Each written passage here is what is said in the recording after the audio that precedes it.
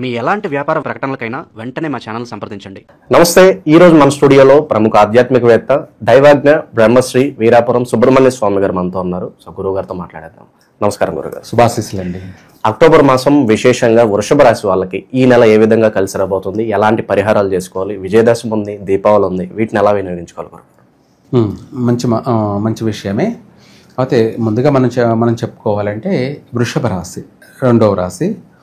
ఈ వృషభ రాశి ఈ యొక్క ఆశ్వేజ మాసం అక్టోబర్ నెలలో ఈ రాశి వారికి వచ్చేసి ముందుగా చెప్పాలంటే ఏ నక్షత్రం వాళ్ళు, అంటే ఏ అక్షరాలు కలిగిన వాళ్ళు, ఏ పేరు కలిగినటువంటి వాళ్ళు, వీళ్ళది ఈ వృషభ రాశి కాదా అనేది మనం తెలియచేద్దాం. ముఖ్యంగా చెప్పాలి అంటే కృతికా నక్షత్రం రెండవ పాదము, మూడవ పాదము, నాలుగవ పాదము, మొదటి పాదం కాకుండా మిగతా 3, 2, 3, 4 ఈ పాదాలు వచ్చేటప్పటికి వృషభ రాశి.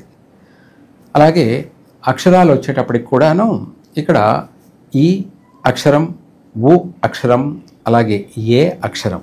ఏ అంటే 7 కొండలు. అలాగే ఉ అంటే ఊర్మిళ, ఉదయశ్రీ, ఉదయ్ కుమార్, అలా. ఈ అంటే ఈశ్వర్, ఇలా ఏదో పేర్లు. ఈ పేర్లు అనేది ఈ అక్షరాలు కలిగిన వాళ్ళు వృషభ రాశి వాళ్ళు. అయితే ఇందులో మనకు ఇవే కాకుండా రోహిణి నక్షత్రం 4 పాదాలు. ఓ అంటే ఓం అనే అక్షరంలో ఉంటుంది కదా, మామూలుగా ఓంకార్ అనే పేర్లు కానీ ఇలాంటివి అక్షరాలు ఉన్నవాళ్ళు. తర్వాత వా వి వు అక్షరం. ఊ అంటే ఊ కాదు, వానే ఊ అక్షరం. ఈ అక్షరం 4 అక్షరాలు కలిగిన వాళ్ళు రోహిణి నక్షత్ర జాతకులు. అలాగే వృషభ రాశి. దీంతోపాటు మృగశిర నక్షత్రం మొదటి పాదం, రెండవ పాదం. ఈ యొక్క మొదటి పాదం వే అక్షరం, ఓ అక్షరం. ఇవి వచ్చేసి మృగశిర 2 పాదాలు వృషభ రాశి. అంతవరకు 1, 2 ఈ 2 పాదాలు మాత్రమే వృషభ రాశిలో ఉంటాయి. ఈ అక్షరాలు కలిగిన వాళ్ళు, ఈ నక్షత్రం కలిగిన వాళ్ళు వృషభ రాశి. ఈ రాశి వాళ్ళకి ఈ యొక్క మాసంలో అన్ని విధాల, సర్వ విధాల కూడాను యోగదాయకమైనటువంటి జీవితము, యోగదాయకమైనటువంటి జీవితం. ఎడబాటులో ఉన్నటువంటి భార్యాభర్తలు కూడా కలుసుకోవడం కూడా జరిగే అవకాశమే ఎక్కువగా, అధికంగా కూడా ఉంది. అంటే వాళ్ళ మధ్యలో వచ్చినటువంటి పొరపచ్చలు, మనస్పర్ధలు అవి తొలగిపోయి ఒకరి పట్ల ఒకరు అర్థం చేసుకొని ఆకర్షణ కలిగి మరలా వాళ్ళు కలిసిమెలిసి జీవనం కొనసాగించే అవకాశం ఎక్కువగా ఉంది.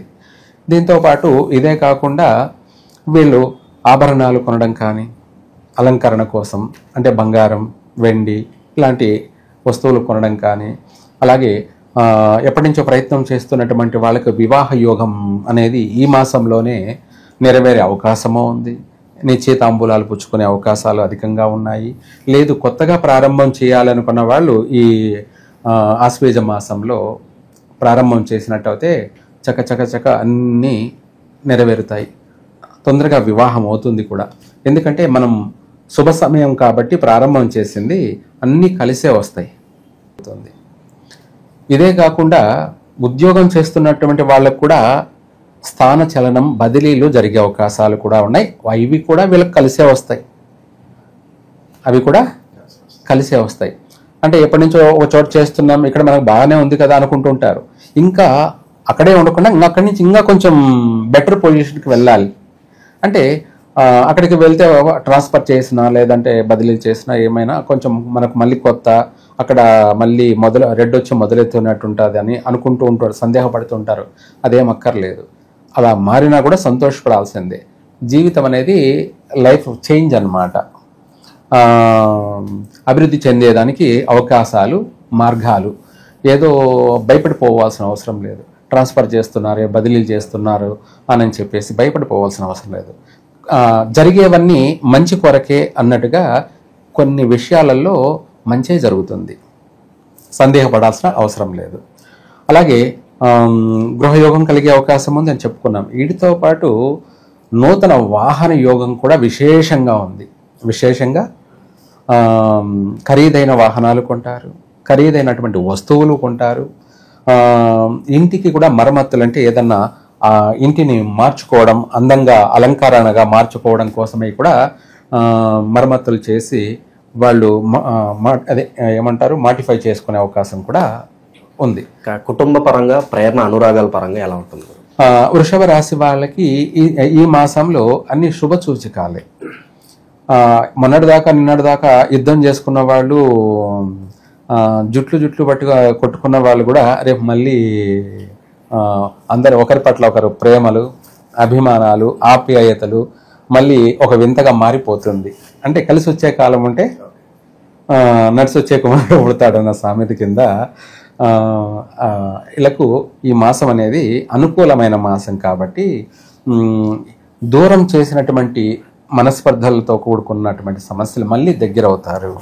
మళ్ళీ భార్యాభర్తలు కావచ్చు, అన్నదమ్ముళ్ళు కావచ్చు, అక్కచెల్లెళ్ళు కావచ్చు, ఇట్లా కుటుంబ సభ్యులతో కూడాను సఖ్యతగా సౌఖ్యంగా అందరితో కలిసి ఇంటి ఎల్లపాది ఆనందంగాను కోలాహలంగాను ఈ మాసమంతా కూడా 3 పూలు 6 కాయల కుటుంబ వ్యక్తులతో గడపడం జరుగుతుంది.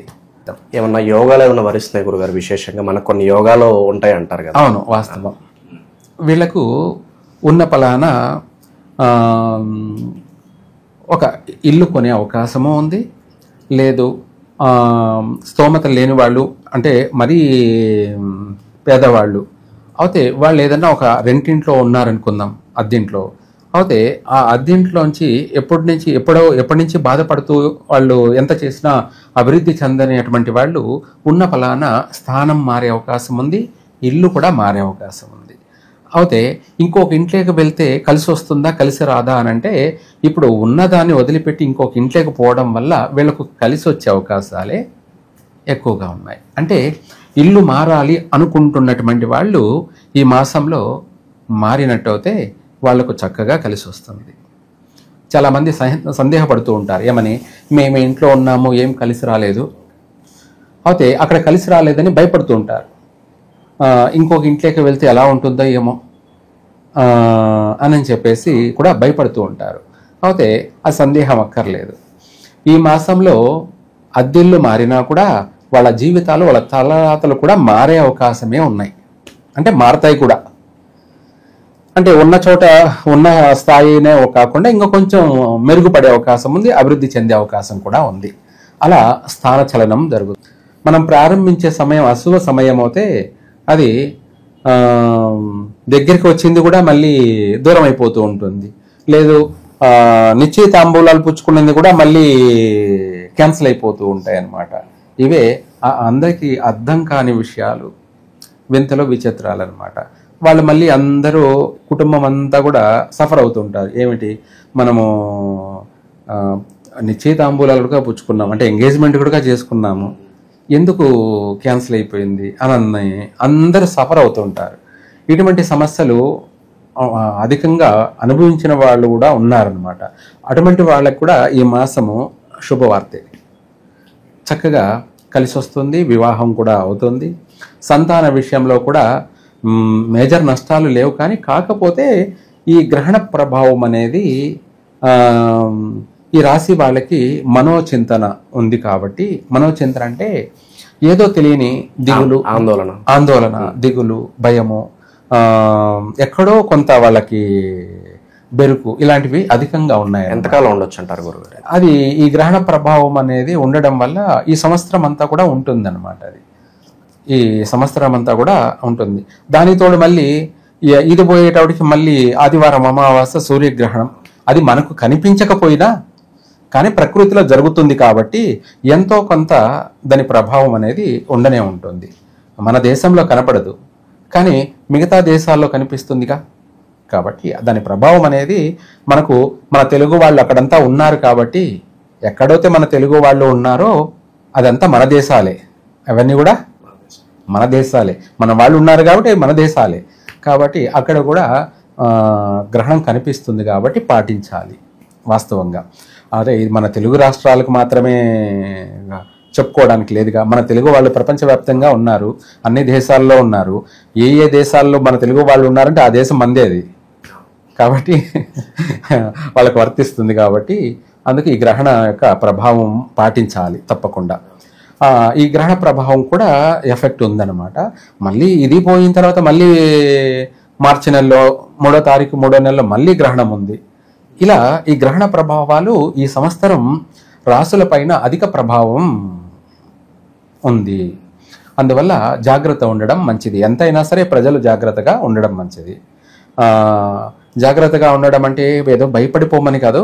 మీ అంతటా మీరు ఏదైనా దైవ దర్శనాలు చేసుకుంటూ దాన ధర్మాలు చేస్తూ మీరు చక్కగా ఆనందంగా సంతోషంగా ఏ ఇబ్బందులు పడకుండా సుఖంగా గడపడానికి ఇవి ఎంతో ఉపయోగపడతాయి, చక్కగా కలిసి వస్తాయి. కాబట్టి వృషభ రాశి వాళ్ళు ఈ యొక్క గ్రహణాల ప్రభావం అధికంగా ఉండడం వల్ల దాన ధర్మాలు వీళ్లకు ఎంతైనా కలిసే వస్తాయి.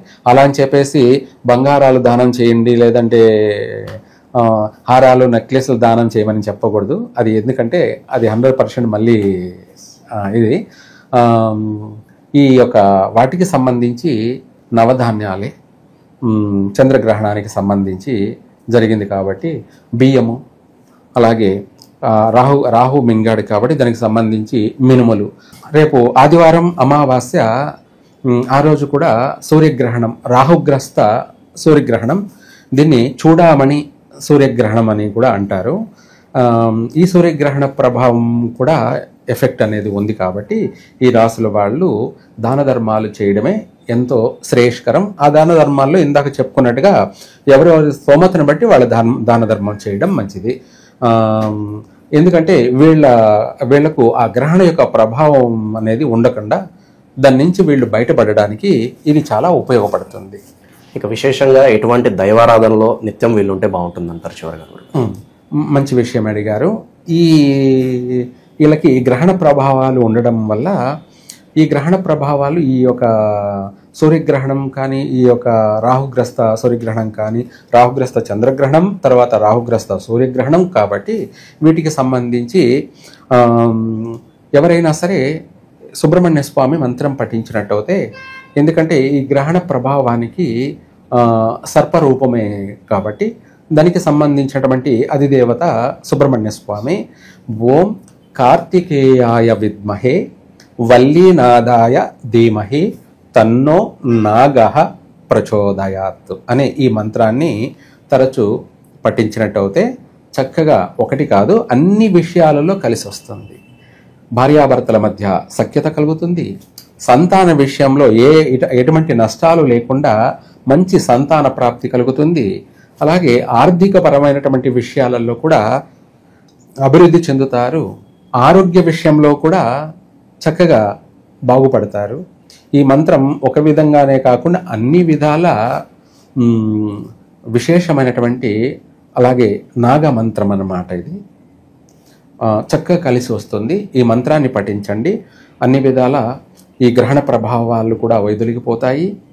రాబోయే ఈ మనోచింతనలన్నీ కూడా మనకు నెగిటివ్ థింకింగ్ అనేది కూడా వైదొలిగిపోతుంది.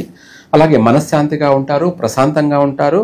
అలాగే దాంతోపాటు ధైర్యంగా కూడా జీవితాన్ని 3 పూలు 6 కాయల్లా మీ యొక్క జీవితాన్ని అభివృద్ధి చేసుకుంటూ వెళ్తారు. మంచి జరుగుతుంది. సర్వే జన సుఖినో భవంతు.